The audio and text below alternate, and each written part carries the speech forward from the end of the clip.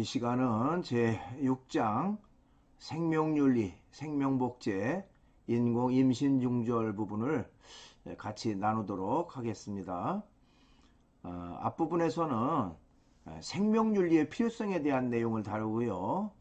이어서 생명복제는 현실인가 상상인가 에서는 동물복제의 역사와 체세포 복제에 대한 내용, 그리고 인간 복제의 문제점은 무엇인지 라는 내용을 같이 살펴보도록 하겠습니다. 이어서 줄기세포에 대한 것과 태아와 인권에 대한 내용, 그리고 임신 중절에 대한 여러가지 견해를 살펴보도록 하겠습니다. 그러면 이어서 PPT를 보면서 강의를 계속 이어가도록 하겠습니다. 제6장 생명윤리, 생명복제, 인공임신중절에 대한 내용을 같이 나누도록 하겠습니다. 자, 우선 이제 제일 첫 번째 보니까요, 생명윤리의 필요성이 나옵니다. 그 앞부분에 잠깐 보면요, 21세기 의료 과학 기술은 그 어느 때보다 더 빠르게 그리고 초고도로 발전하고 있다, 이렇게 전제를 합니다. 그렇죠. 그야말로 초스피드 시대를 지금 우리가 살아가고 있습니다. 하루가 다르게 모든 과학 문명이 발전하고 있죠. 뭐 의료기술도 마찬가지고요. 급속도로 발전하는 그런 세상을 지금 살아가고 있습니다. 자, 의료계는 이미 불임치료의 일환으로 시험관에서의 인공수정을 통해 형성된 배아를 여성의 자궁에 인위적으로 착상시켜 임신하게 하는 데까지 그 기술이 발전하고 상용화되었다. 또한 자연적이거나 인위적인 수정이 아닌 복제를 통한 생명 잉태의 가능성을 예측하고 있으며, 더 나아가서 여성의 자궁을 대신한 인공자궁까지 그 가능성을 시험할 정도로 의료과학의 발전은 해가 갈수록 거듭해 가고 있다. 이 정도로 의료과학기술이라고 하는 것이 엄청난 발전을 거듭해 가고 있는 것이 현재의 모습이다, 이렇게 말할 수가 있어요. 의료 장비와 화학적 방법을 통해 생명 유지를 위해서 영양을 인위적으로 공급할 수 있고, 생명 유지를 인위적으로 지속시킬 수 있는 위치까지 기술이 발전했다는 것입니다. 그러니까 모든 것들을 인위적으로 수급할 수 있는, 또 어떤 특수한 조건들을 맞출 수 있는 그런 단계까지 이르게 됐다라고 하는 것이죠. 더욱이 생명복제 기술의 발전과 함께 손상된 장기를 복제하여 대체하거나 또 한 사람을 복제하여 필요한 장기를 수급할 수 있는 가능성이 예측될 정도로 의료기술은 상상을 초월할 정도로 발전하고 있다. 어떻게 보면 이 부분이 생명복제의 그 필요성을 주장하는 사람들의 그런 논리라고 말할 수가 있습니다. 자, 두 번째, 이제 생명복제는 현실인가 상상인가 하는 내용입니다.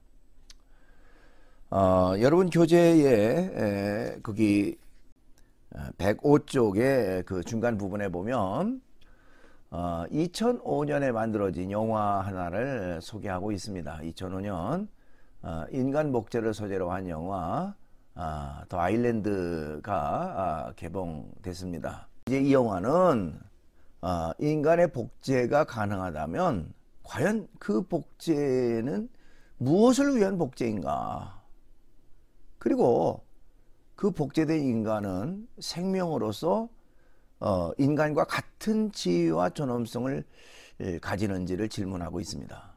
또 인간 생명의 진정한 의도와 윤리적 문제를 우리에게 남겨준다. 그래서 단순히 사람의 질병 치료를 위한 어떤 목적으로 인간 복제가 가능하더라도, 그러나 윤리적 측면에서는 결코 합당한 것이 아니다. 자, 이제 여러분 교재 106쪽의 그 윗부분에 보면 동물 복제 역사에 대한 내용이 나옵니다. 우선 첫 번째로는 1997년 복제양 돌리의 탄생이다. 뭐 여러분 많이 들었던 그런 내용이죠.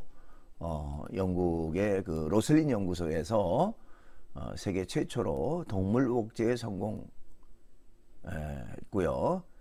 그 복제양 돌리를 탄생시켰습니다.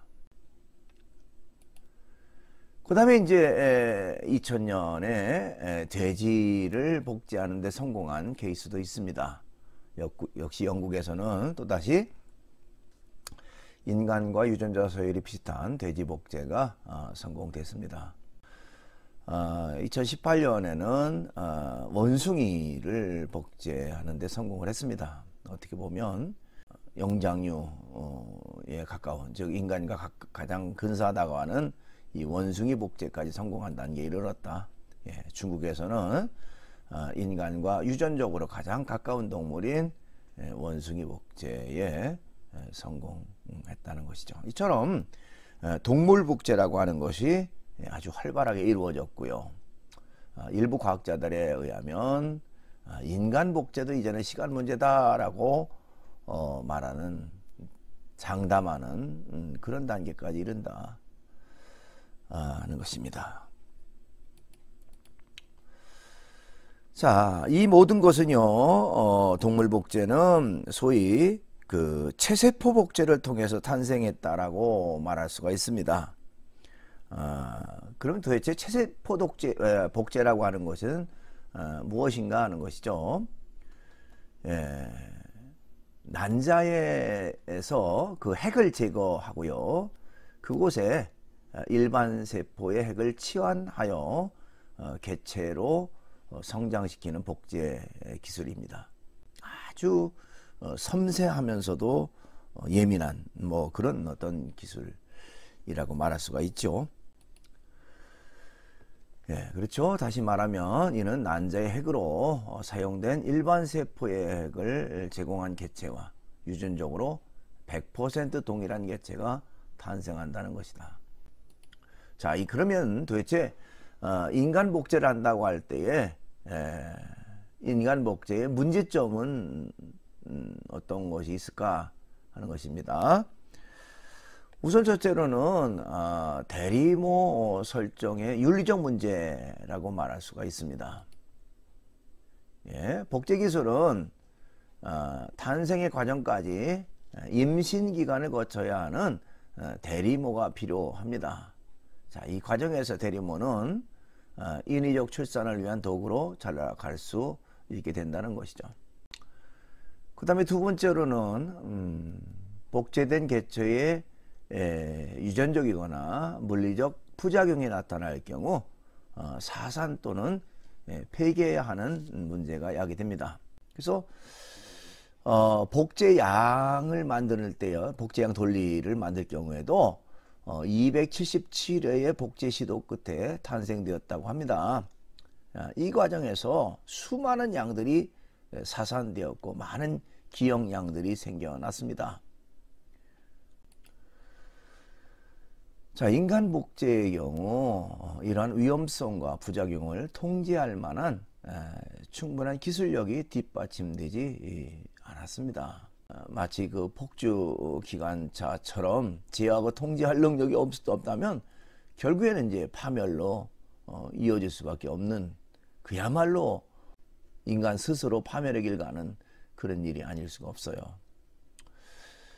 자, 셋째로는 복제된 개체의 인간 지위 부여와 관련된 윤리적 문제입니다. 자, 무엇을 인간으로서 인정하는 조건인가에 대한 기준 제시가 필요합니다. 자, 인간다움의 조건은 결국 인간을 통제의 대상으로 볼 수 있으며 오히려 인간에 대한 존엄성을 심각하게 훼손할 수 있게 된다. 그러니까 인간은 인간이고 인간 자체가 존엄한 것인데 심사를 통해서 어느 단계부터 인간이다 라고 이렇게 섣불리 얘기한다면 이거는 결과적으로는 인간에 대한 존엄성을 심각하게 훼손하는 그런 결과밖에 되지 않는다는 겁니다. 그러니까 인간 복제에 관한 한 이건 결코 단순한 문제가 아니다라고 하는 것을 우리가 생각하게 됩니다. 자, 네 번째로 인간 배아 복제에 대한 견해입니다. 자, 배아 복제에서 인간 배아라고 하는 배아 복제라고 하는 말이 무슨 말인가 하는 것부터 좀 알 필요가 있어요. 자, 정상적으로 임신된 수정란 초기 상태인 배아단 상태에서 배아를 뭐 죽인다, 좀 표현이 그렇습니다만은 추출한 줄기세포를 배양하여 장기나 신체 조직을 복제하는 것을 말합니다. 그 줄기세포는 이제 어떻게 보면 인간의 모든 신체 기능을 이루는 하나의 그 원세포라고 말할 수가 있어요. 원세포. 그것을 줄기세포를 이제 추출해서 배양해 가지고 결국에는 장기와 신체 조직을 복제하는 것을 말합니다. 자, 인간 배아 복제는 체세포 복제보다 기술적으로나 윤리적으로 실현 가능성이 상대적으로 높아 주목받고 있습니다. 줄기세포에 대한 내용이 나오네요. 줄기세포란 배아 단계에서 세포 분열하여 신체의 다양한 기관으로 성장하게 됩니다. 따라서 배아 상태에서 이 줄기세포를 추출하여 복제할 경우에는 장기 이식을 위한 의료적 대안이 되거나 난치병 치료 등의 다양한 의료적 기회를 제공할 수 있다는 점에서 기대를 모으고 있다는 것이죠. 그렇지만 이것도 역시 문제는 이제 윤리적 그 문제가 지속적으로 제기되고 있습니다. 즉 인간의 질병을 치료한다는 그 명분은 좋지만 그러나 인간 질병 치료를 위해서 결국 잠재적 인간이죠. 이 배아 단계도 잠재적 인간을 이용한다라고 하는 것 자체가 과연 윤리적으로 정당한 것인가 하는 것이죠. 영국의 몇몇 국가들은요, 수정 후 14일 이전까지의 배아는 신체 기관들이 발생하지 않고 세포 분열만 지속한다는 이유에서 배아의 인간 지위 부여 기준을 수정 후 14일로 두고 있습니다.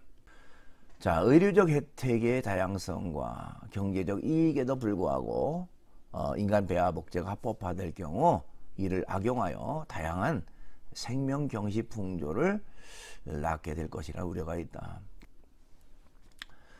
이것은 이제 여러분 교재에 나와 있지 않습니다만은 여러분들이 좀 알았으면 좋겠어서 정리를 해봤습니다. 태아와 인권에 대한 세 가지 견해가 있다. 그렇죠. 태아의 어느 시점부터 인격체로 존중받아야 하나에 대한 세 가지 견해가 있다. 우선은 정자와 난자가 만나 수정되는 순간부터 인격체로 존중받아야 된다는 견해입니다. 그러니까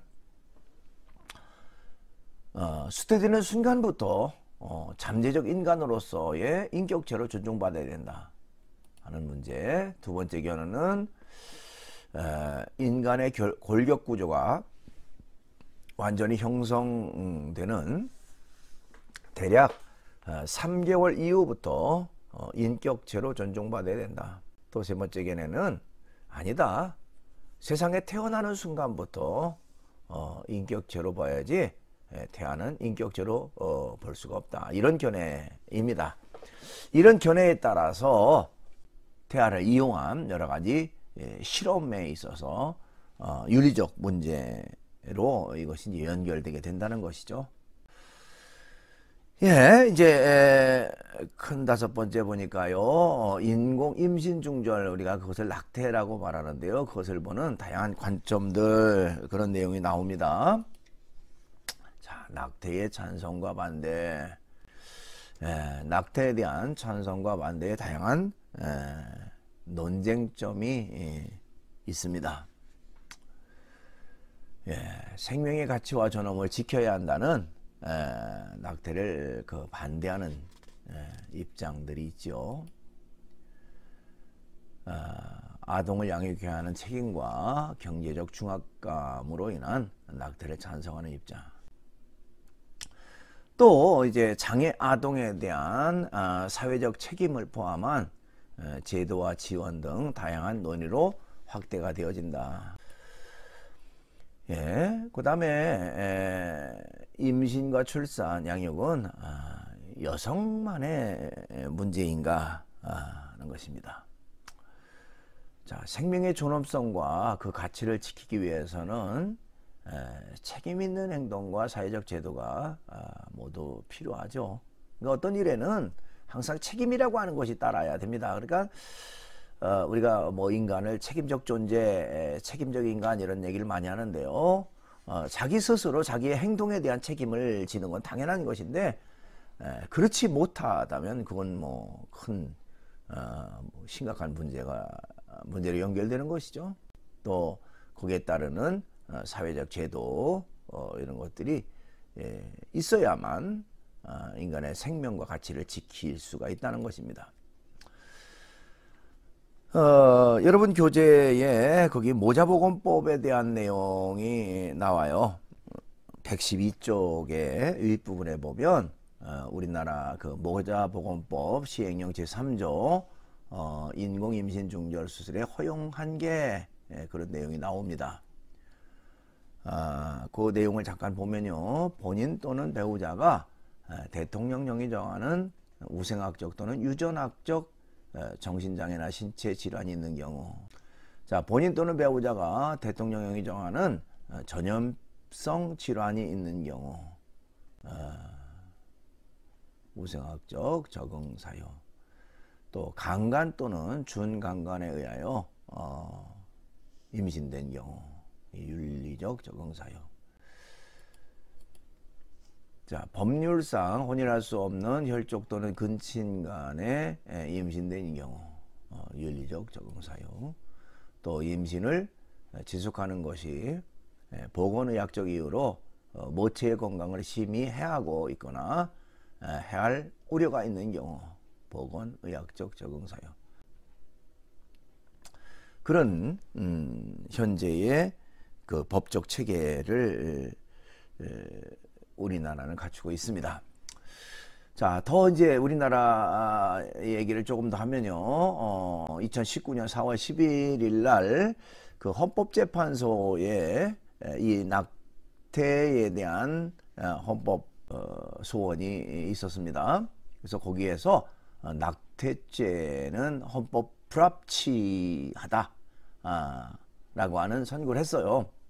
자, 현행 인공 임신 중절을 불법으로 규정한 일명 낙태죄에 대해서 수정할 것을 권고한 것입니다. 그래서 이 헌법재판소의 결정은 일방적으로 여성에게만 낙태의 책임을 묻고 있음에 문제를 제기하고요. 이로 인한 부작용을 최소화하는 것을 근본적 취지로 두고 있습니다. 이것도 역시 이제 여러분 교재는 없지만 여러분들이 좀 알았으면 좋겠어서 잠깐 정리를 해봤습니다. 자, 임신 중절에 대한 세 가지 견해가 있는데요. 아까 앞부분에서 인간을 어느 시점부터 인간으로 볼 것인가, 인격체로 볼 것인가 하는 그런 내용이 있었죠. 이제 그것에 따라서 임신 중절에 대한 세 가지 견해도 이렇게 달라지게 됩니다. 우선 낙태 절대 불가 입장을 주장하는 사람들이 있습니다. 즉 수태되는 순간을 인간이 되는 결정적 시점이라고 보고 산모의 생명에 위험이 있는 경우 외에 모든 임신 중절을 부당하게 보는 그런 견해라고 말할 수가 있습니다. 그러니까 수태되는 순간 인간인데 인간이 어떻게 인간 스스로 생명을 종결시킬 수가 있는가? 낙태는 절대 불가능하다 하는 겁니다. 다만 산모의 생명이 위독한 경우, 즉 태아를 살리기 위해서 산모가 죽을 수밖에 없는 상황이라면 산모를 살리기 위해서 어쩔 수 없이 낙태를 허용하죠. 그 외에는 뭐 어떤 경우도 허용해서는 안 된다라는 것이 낙태 절대 불가 입장입니다. 요 견해는 주로 이제 대체로 캐톨릭에서 주장하는 그런 입장이고요. 두 번째로 낙태 부분 허용 입장 있습니다. 자, 임신 중절의 부당성을 인정해요. 그건 결코 인위적으로 종결시킬 수 없다. 다만 아까 이제 1번 같은 경우 산모의 생명에 위험이 있는 경우뿐만 아니라 성폭행으로 인한 임신이나 기형아 출산이 예상되는 경우 등 심각한 이유가 있을 때 임신 중절을 부분적으로 허용해야 한다는 견해예요. 그러니까 약간 정도로 좀 더 완화시켜야 되지 않겠는가 하는 것이죠. 그래서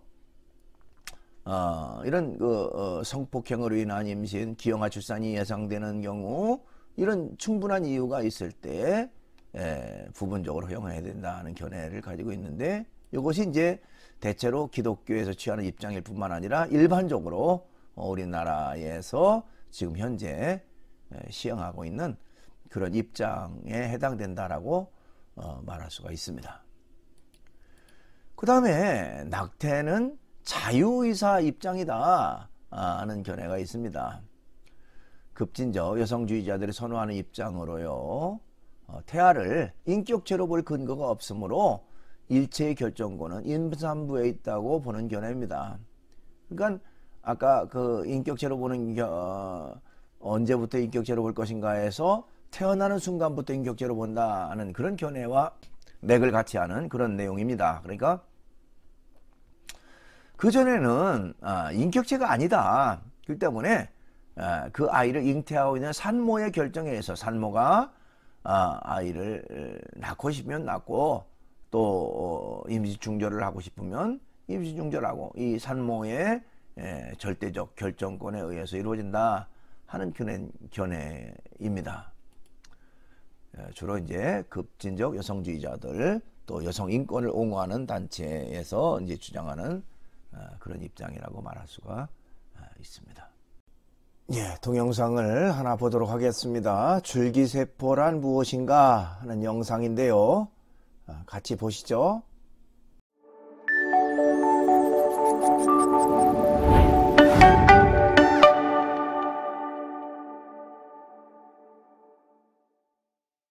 줄기세포 논문 조작 의혹의 주인공 황우석 박사에게 황우석 전 교수의 줄기세포 논문 조작 사건에 대해서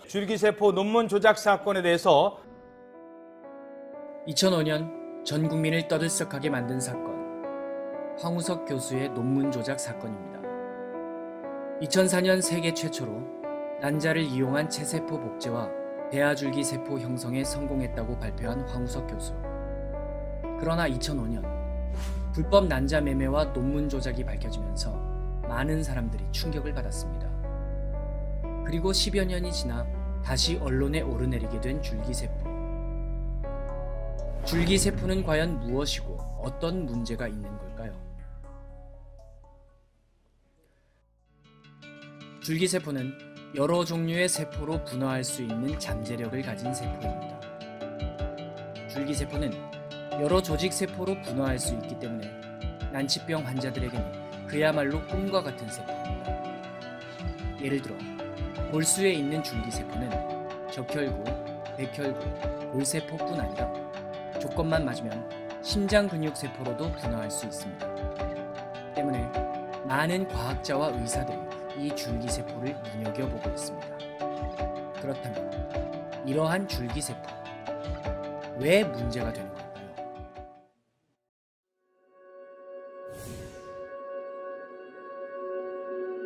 줄기세포는 크게 두 가지로 나누어집니다. 정자와 난자가 결합한 배아에서 추출하는 배아줄기세포와 성인의 몸에서 추출할 수 있는 성체줄기 세포입니다. 줄기세포에서 가장 문제가 되는 부분은 바로 배아줄기 세포입니다.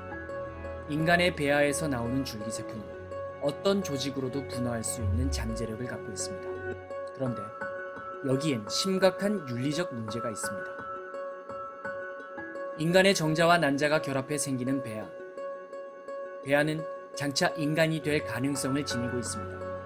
그런 배아에서 줄기세포를 추출하게 되면 그 배아는 결국 파괴됩니다. 통상 우리는 정자와 난자가 만나 수정이 되고 배아 상태로 있다가 7주가 넘어가면 비로소 태아라고 부릅니다. 어디서부터 생명으로 볼 것인가? 이것은 아직까지 확실하게 결정된 부분이 아닙니다. 그러나 배아는 여전히 생명의 가능성을 내포하고 있는 아주 중요한 존재입니다. 생명 윤리를 강하게 주장하는 쪽은 이 배아까지도 생명으로 간주합니다. 즉, 배아에서 줄기세포를 추출하는 것은 한 생명을 빼앗는 일이 됩니다. 이러한 문제와 쟁점 때문에 배아 줄기세포는 조심스럽게 연구가 진행되고 있습니다.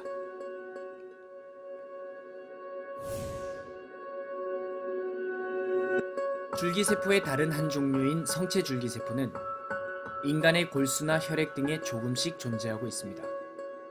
오늘날 치료에 이용되는 줄기세포 치료제는 대부분이 성체줄기세포입니다. 성체줄기세포는 배아줄기세포처럼 모든 조직으로 분화할 수는 없지만 비슷한 조직으로 분화할 수 있는 능력이 있습니다. 그러나 이러한 성체줄기세포에 몇 가지 문제점이 있습니다. 성체줄기세포는 워낙 소량이기 때문에 배양 과정에서 100배 이상 배양해야 치료제로 사용할 수 있는데요. 이 과정에서 암세포처럼 무한 증식하거나 오염될 수 있는 위험이 있기 때문입니다. 때문에 이러한 성체줄기세포를 이용한 치료는 임상실험을 거쳐 안전한 경로로만 사용이 가능하도록 법으로 제정되어 있습니다. 또한 줄기세포를 잘못 투입할 경우 지방세포가 괴사할 수도 있을 뿐 아니라 줄기세포를 채취하다가 과다한 양을 채취할 경우 생명이 위험할 수도 있습니다. 줄기세포 치료는 아직 연구 중이기에 그 효과가 정확히 입증되지 않았고 의사나 병원에 따라서 그 차이도 천차만별입니다.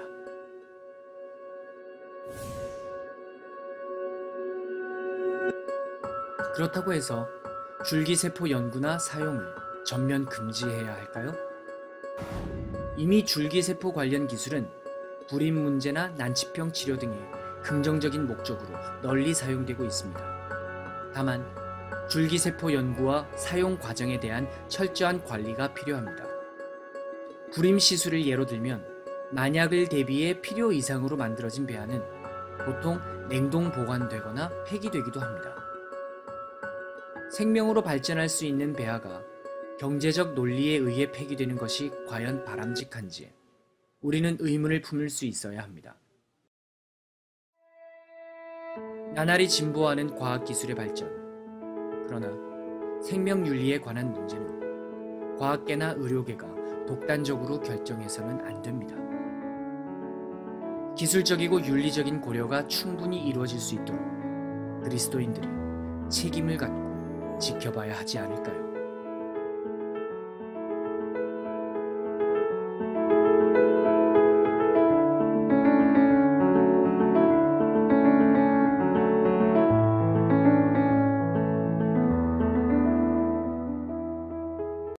네, 이렇게 해서 제8주차 강의를 마치고요.